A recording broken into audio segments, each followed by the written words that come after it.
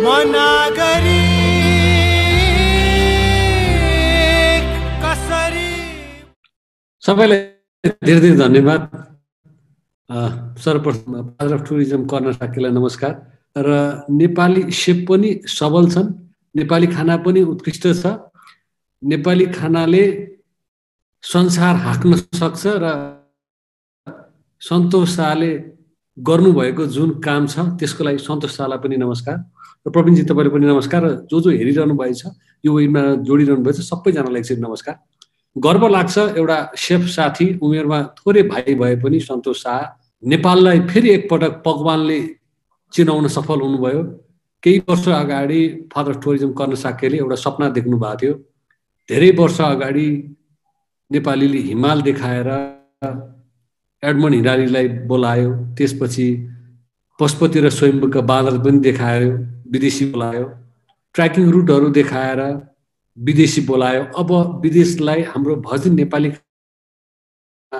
खुवाउनुको लागि बोलाउनु पर्छ भन्ने एउटा सपना थियो। त्यो सपनालाई आज शेफ सन्तोष शाहले पुरा गर्दै हुनुहुन्छ र त्यो बाटोमा हामीले पनि सहयोग गर्नुपर्छ यो भावना उत्पन्न भएको छ।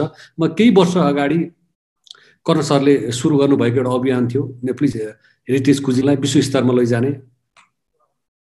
कर्ना सरले धेरै मिटिङ गर्नुभयो, लगभग हामीले 70 वटा मिटिङ गऱ्यौँ। 70 वटा डिफ्रेन्ट ठाउँमा गएर मिटिङ गरेपछि एउटा किताब गर्ने एउटा सोच, सकारात्मक सोच लिएर धेरै सेफहरूलाई जम्मा गर्नुभयो।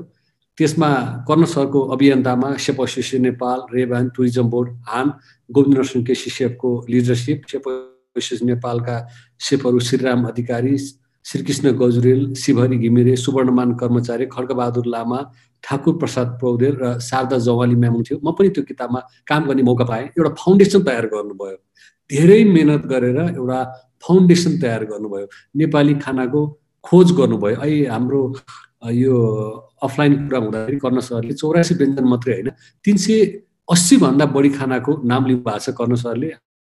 हाम्रो देशमा त्यति धेरै खानाहरू रहेछन् त ती खानाहरूले अमरत्व प्राप्त गरेका थिएनन्। नेपाली खाना भन्ने बित्तिकै काठमाडौँका नेवार समुदायले खाने खानालाई हामी नेपाली खाना भन्थ्यौँ, त्यो होइन रहेछ। यो एउटा सम्पन्न समुदाय रहेछ र यो समुदायभन्दा बाहिर पनि नेपाली खाना खाने रहेछन् र हाम्रो खानाहरू उत्कृष्ट छन् भन्ने हेतुले एउटा किताब लेख्ने सपना बोक्नुभयो। त्यो किताबमा हामी केही सफल पनि भयौँ, हामीले गऱ्यौँ। पहिलो एटेम्प थियो, केही त्रुटिहरू भए र दुःख पनि ज्यादा गर्नु पर्यो। कर्ना सरले पहाड खनेर, मैले लास्ट मन्त्रवार्तामा पनि भनेको थिएँ, पहाड खनेर बाटो बनाउनु भयो, बाटो खनेर पिच बनाउनु भयो, गाडी किनिदिनु भयो। त्यो गाडीलाई अहिले हाम्रो शेफ सन्तोष शाहले चलाउनु भयो।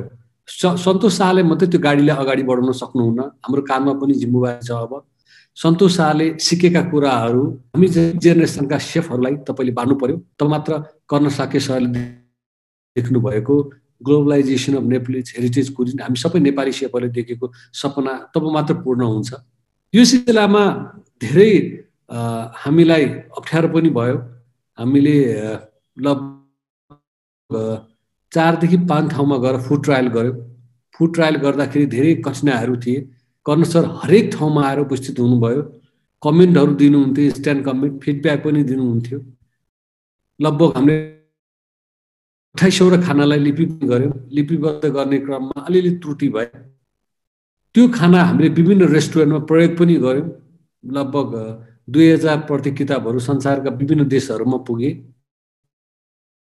पुगे पनि हामी नेपालमा बसेका सेफहरू त्यस पुस गर्न सकेनौँ। हाम्रा राष्ट्रिय स्वादहरू ज्वानो, जिम्बु, मेथी, टिमुर, हिङ, छ्यापीचुक यी अझ पनि हाम्रा नेपाली खानाका रेस्टुरेन्टहरूमा प्रयोग भएका छैनौँ, प्रयोग गर्न सकिरहेका छैनौँ। हामी कुरामा सकारात्मक भएर अगाडि बढ्नै सकेनौँ। तर आज फेरि एउटा जुनुन, एउटा जोस, ऊर्जा पैदा गर्नु भएको छ सन्तोष शाह शेफले। जुन ऊर्जा आजभन्दा 2 वर्ष अगाडि कर्ना सरले मलाई होटल अन्नपूर्णको आर्ट हलमा माथि लगेर रिक स्टेफान 3 स्टार मिचेलिन सेफ आउँदा भन्नुभएको थियो, तिमीले प्लेटफर्म पाइसक्यौ, अब विदेशी खानाको पोस्टिङहरू नगर, नेपाली खानामा रिसर्च गर भन्नुभयो। मैले त्यसपछि एउटा आइडिया सोचेँ, वाइ नट हाम्रो यो भर्जिन कुजिनलाई केही गर्न सक्छु भने किन नगर्ने। मैले भोइस अफ सेफको प्लेटफर्मबाट कल्चर र कुजिनलाई अगाडि ल्याउने कोसिस गरेँ। मलाई यो कोसिस अभियानमा जहिले पनि गोविन्द नरसिंह केसी सेफले जहिले पनि सहयोग गरिरहनु भएको छ। धेरै अन्य सेफहरू हुन्छ, साथीहरू हुनुहुन्छ। मैले इनडेप्थ गएर खानाको चाडपर्वमा खाइने खाना किन खाइन्छ, त्यो खानाले हाम्रो शरीरमा के गर्छ र वैज्ञानिक कारण के छ र धार्मिक दृष्टिकोणले पनि के छ भनेर अध्ययन गर्ने मौका पाएँ। लगभग मैले 25-30वटा खानामा त्यसरी अध्ययन गर्ने मौका पाएँ। यो बाटो देखाउनु भएको थियो मलाई, कर्ण सरले देखाउनु भएको थियो। यदि कर्ण हुनुहुन्थेन भने मैले त्यो किताबमा काम गर्ने सौभाग्य पनि पाउन थिइनँ र मैले यसरी एक्सपोज हुने एउटा अपर्च्युनिटी पाउने थिइनँ। नेपाली खानामा धेरै कुराहरू छन् भनेर मलाई 2 वर्ष अगाडि कर्ण सरले भन्नुभएको थियो। गोविन्द सरले बारम्बार भन्नुहुन्छ, हाम्रो ह्युज डाइभर्सिटी रहेछ। जाडो महिनामा खाने खाना छुट्टै छ, गर्मी महिनामा खाने छुट्टै छ, माइल्ड मौसम भएको बेला खाना हाम्रो छुट्टै छ। हाम्रो खानाहरू उत्कृष्ट छन् भन्ने पनि मलाई पढाउनु पनि भयो, देखाउनु पनि भयो। हामीले साथसाथ भएर गऱ्यौँ पनि। भन्न त धेरै कुराहरू छन् यो कर्ण सरले गरेको कुराहरू। कर्ण सर अझ 30 वर्ष उमेर कम हुन्थ्यो भने हाम्रो खाना अहिले जसरी बामे सर्दैछ हामी दौडिन भइसक्थ्यो। लेट सुरुवात भयो यो खानामा हामीले ग्लोबलाइज गर्नलाई। सायद हाम्रो ध्यान पनि भएन, तर 60s देखि भन्नुहुन्थ्यो। भियतनाम, यो अरू गरिब राष्ट्रहरू थिए। थाइल्यान्ड हाम्रो मानचित्रमा नआउँदाखेरि हाम्रो नेपाल देश भन्ने थियो। हाम्रो नेपाल खाना त्यति फेमस रहेछ, हामीले यसलाई प्रायोरिटी दिएर कन्टिन्यू गर्न सकेनौँ। हाम्रो आफ्नै भान्सामा खाएनौँ। हामी पिज्जा पास्तालाई भित्रायौँ, तर हामीले घरको खानालाई निग्लेक्ट गऱ्यौँ। अब हामीलाई होस आएको छ, हामीले गर्नुपर्छ, हाम्रो खाना निकाल्नुपर्छ, एक्सपोज गर्नुपर्छ भन्ने एउटा सन्देश आएको छ।